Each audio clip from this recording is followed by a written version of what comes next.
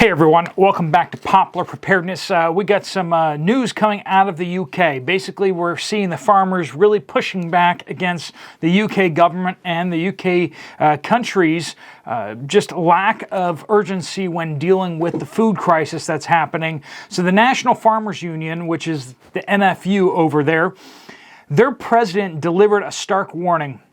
Now, they represent 46,000 UK farmers, and it is a political force in the UK.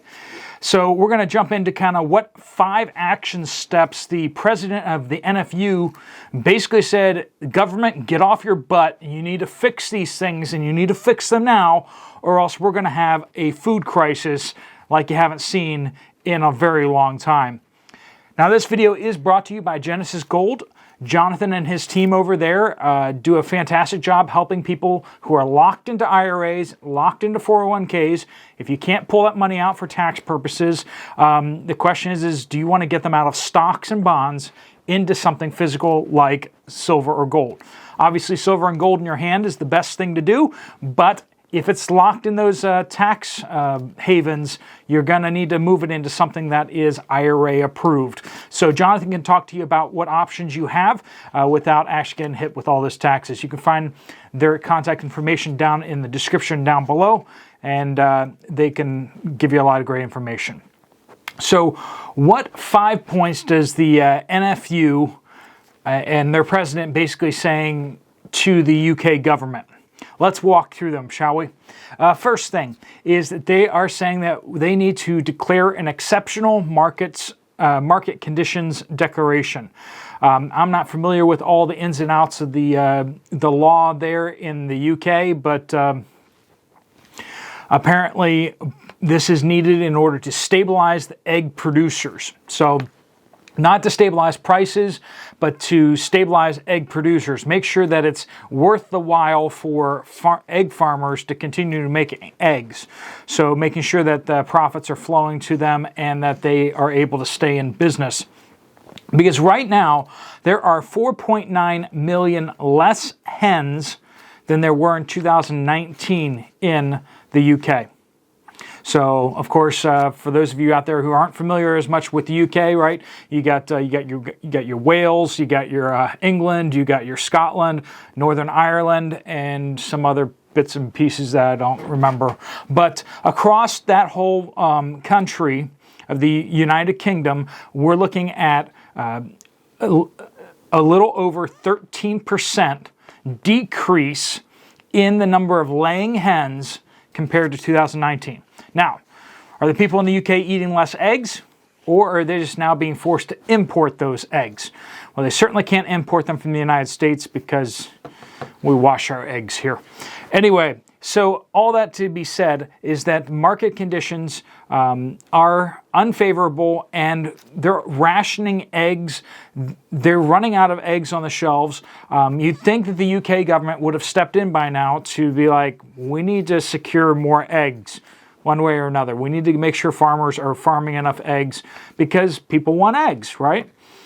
Number 2, dairy contract protections. To keep resellers from basically blocking the ability of farmers to negotiate their contracts. So basically when you got all the supermarkets kind of forming into purchasing groups, and then they're basically going to the farmers and forcing the farmers to deal with them individually, not allowing them to organize, as well as not allowing them to really dictate any terms whatsoever in the contract. Basically, it's just like a monopoly is going out and buying the eggs and forcing the farmers to sell at extremely low levels. And a lot of farmers are just finding that they can't hit those low price points and still make a living. And so farmers are just not making eggs anymore. And that's not in the best interest of the country. And when you have this kind of over-the-top, just anti-competitive spirit, which is very against capitalism, they need more government protections to keep these organizations from doing this and supermarket chains from doing this kind of thing, because it's making it so that farmers just can't produce eggs and make any money whatsoever. Number 3, seasonal worker visa restrictions need to be lifted.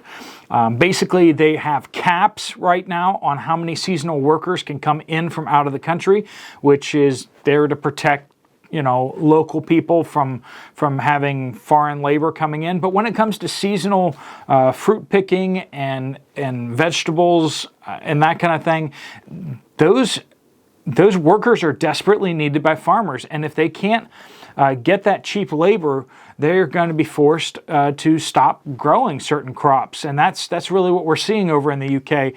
They're growing less and less food because the costs of producing that food are more and more. It's just cheaper to import that food from Romania than it is to bring workers in from Romania to pick that food locally. I just picked a country out random. Don't get mad at me, please. Number 4. Monitoring and reporting on domestic food production. So basically, they need to get much more active as a government to tracking how much food is produced domestically and actually promoting the domestic food production.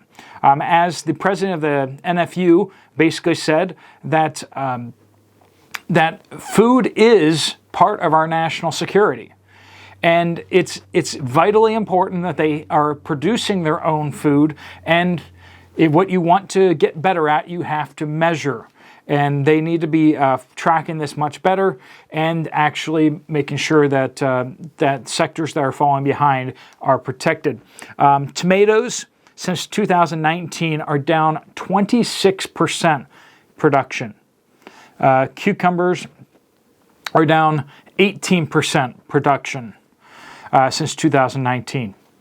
So a lot less vegetables are being produced locally inside the UK, and they're just importing that from other countries, which is making them more and more vulnerable, especially with where things are with fertilizer, energy prices, all that. And number 5, they are to grant vulnerable sector status. Now, from what I understand, this is being used to protect like energy, green energy and stuff like that, but they need to use these protections on for farmers. I don't know all that goes into that, and I'm sure the NFU is more liberal-minded government-wise than I am, and many of you are probably in the UK. That's kind of more granted the big government kind of solutions for everything. But what is clear is that there needs to be action taken place in order to produce more food. And I think that what should happen is the government should get out of food and regulation of food. That's my free spirit perspective on the thing. But what I want you to hear is the National Farmer Union, which is a very powerful political force over in the UK, is trying to wake people up over there that there's a serious problem. Farmers are experiencing 650% increase in wholesale gas prices since 2019. 650% increase. A lot of farmers use natural gas to heat their greenhouses. They use that for energy.